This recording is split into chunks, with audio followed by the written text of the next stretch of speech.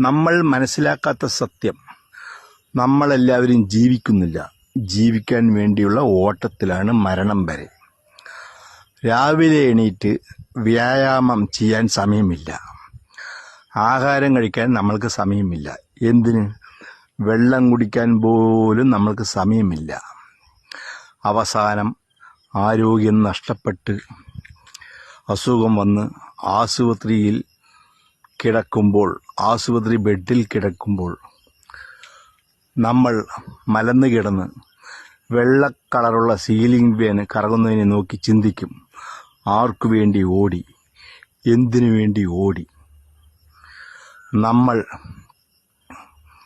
മരണം വന്ന്